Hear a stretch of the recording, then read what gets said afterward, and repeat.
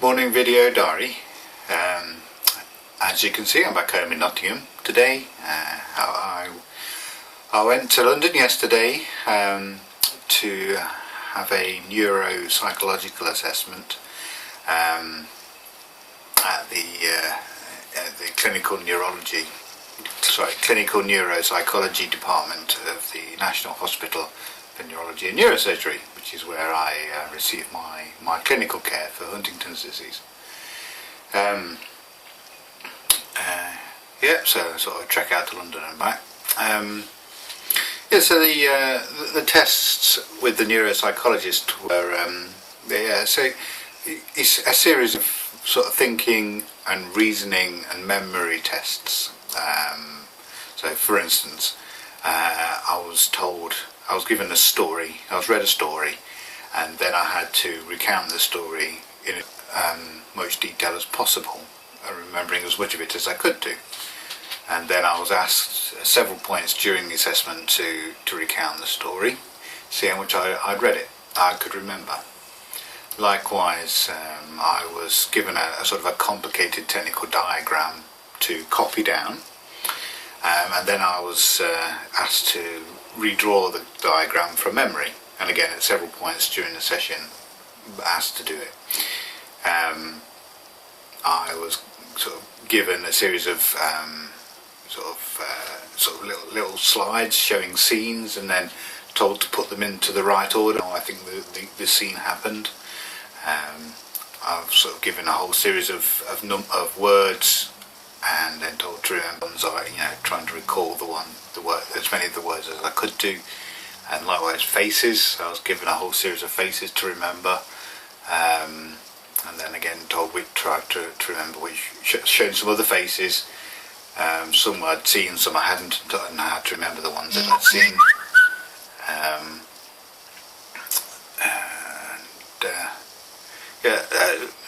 Sort of remembering numbers. So I was read out some numbers, and I had to remember them. I had to read them back, and then I had to read them back in reverse order.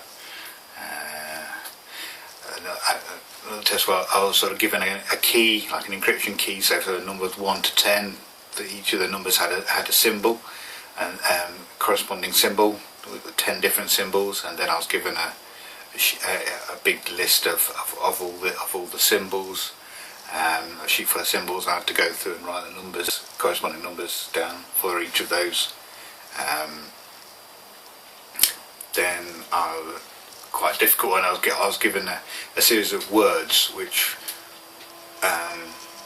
were colours. So there's like red, green, blue written in that coloured ink, red, green, blue.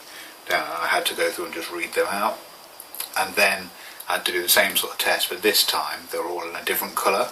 So the words might say red, green, blue, but the red word would be in green ink, say, and the blue would be in yellow ink, if you see what I mean. And you'd be surprising how confusing that is, and I had to read that down.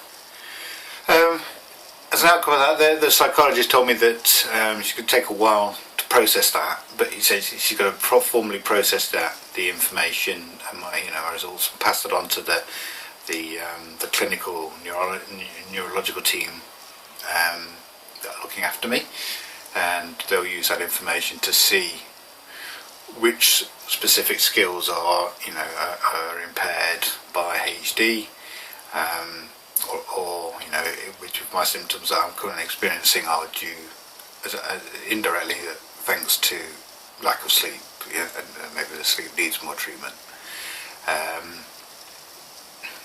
She was able to give me an initial assessment. She said there was an obvious aspect is she said during the test it was there was a slowness in the time it takes me to process information. So I was actually kind of getting there and getting the right results and remembering things and stuff eventually, but there was a delay. The time it was taking me to work things out, and the thinking time was greater than it should be, and in line with sort of a HD patient in the early stages like me. So I mean, as I've explained on earlier video diary, I do spend most of my time I'm in a fog, really. Yeah, you know, I feel like I'm slow and walking through or thinking through treacle. And so yeah, that's how I experience it. But yeah, when I'm asked to do something, I have to sort of think about it and work it out. And at the minute, I seem to be getting the right answer in the end. But it's just taking me a little bit of time. So you know, which you know, that is part of the course with HD. And yeah, so I just thought I'd give you that update. But she said this is, I mean, the tests that we've done, I've done those tests before, but during the sort of various trials and tests and research programs I've been involved with, I've done those sorts of tests several times over the years. But this is the first time I've had a comprehensive set done specifically for my clinical care. So, to explain, this is like the baselined my cognitive performance, if you like, using specifically focusing on the different Huntington's disease skills, or the bits of the brain that are damaged, or the functions of the brain which are lost during HD and progressively get worse and worse and worse. So the baselined me now comprehensively. So in the future, you know, as my condition progresses and different treatments are tried, in fact, they'll be able to see, you know, the effect of from where I am now. You know, as you know, they've measured that, so they will be able to measure my decline. But also with, you know, fingers crossed, future treatments and things might improve certain things. They will be able to measure any improvements that occur.